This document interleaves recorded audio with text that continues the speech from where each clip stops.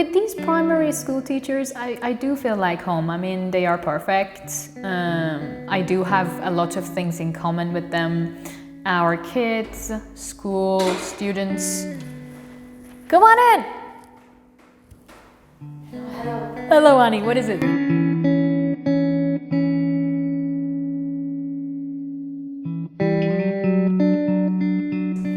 I confess.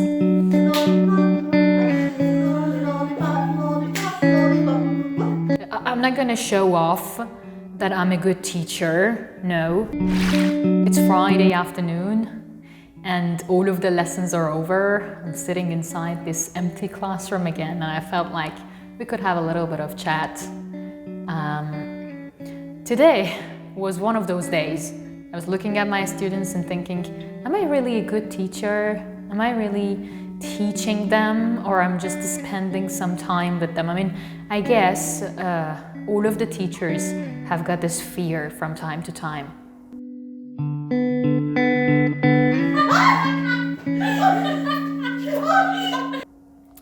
We sometimes go to the class and nothing is really where it needs to be, and we feel like we are not really teaching, we are just spending the time, we are just waiting for the class to be over. And today was one of those days. Like that, and I couldn't memorize it. I had an exam, and another teacher had taken that exam without informing me, the homeroom teacher. And then I went to the class, I started the exam, I got the papers, then my students started crying. I was like, why are you crying? Then I couldn't understand, they started shouting, saying things in Turkish. Yeah, language barrier is like a big deal with these students. I'm not gonna say like, I'm not gonna show off that I'm a good teacher. No, language barrier is a big issue here. I'm trying my best, but yeah, there was chaos in my class and I couldn't fix it.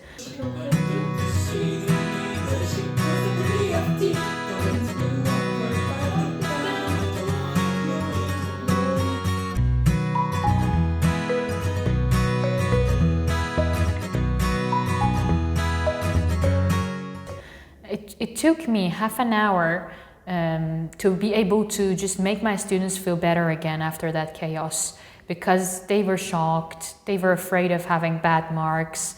Yeah, then I guess after that, the second lesson was not again mine, it was the homeroom teacher's class again. And I didn't know that. I had to take another exam and I was not informed. Yeah, lots of chaos, lots of misinformation. And then in the third lesson, I had lost all of my energy, so I had nothing to give my students. I decided to make this origami with them. Right now, our classes are half face-to-face, half online. It means half of the kids at home are with us through Microsoft Teams on TV, and then the other ones are here with me in the classroom. So I had to give instructions like 2 times. One for the ones at home, showing it to the camera, one for them that are in the classroom, like face-to-face class. And it's just so hard, you know, they try to make faces in front of the camera. I mean, it started that way. They started making faces in front of the camera. They started talking to the microphone. The microphone looks like something like this, yeah.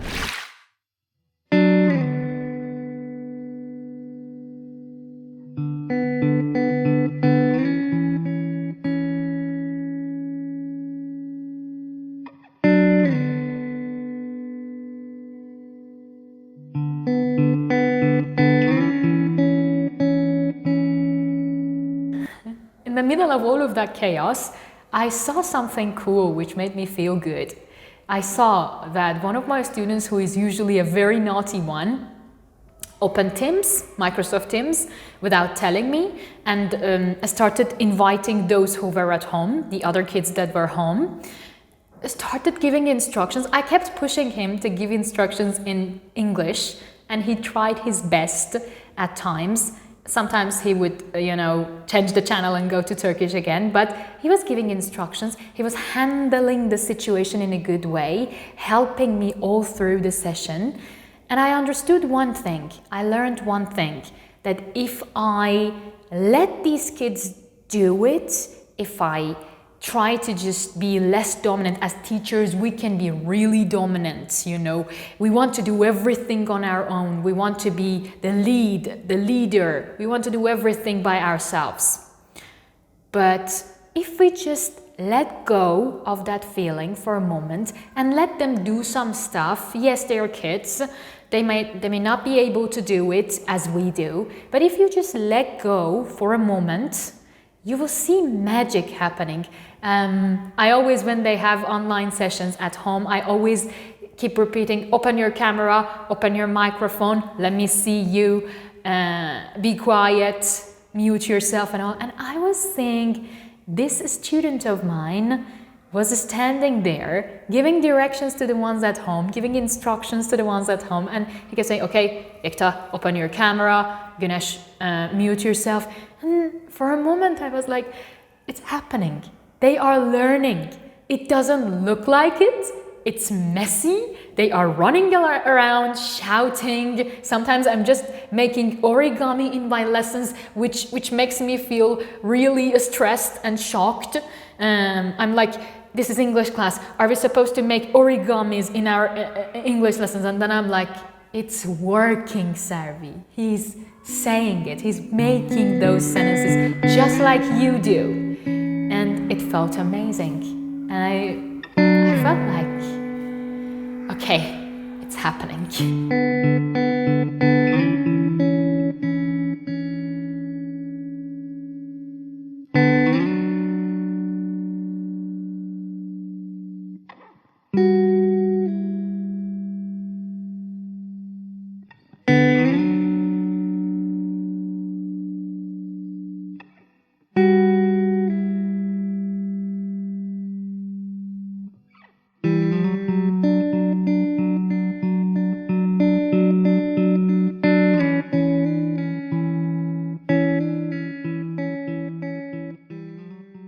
Another chance. There's always a next session. Shaker is a part of our kitchen.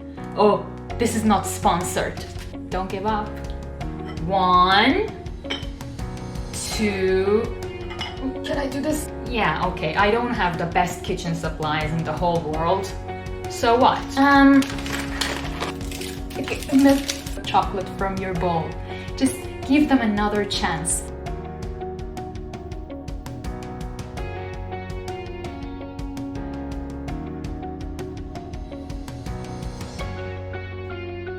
Welcome to another episode of English with Sarvi.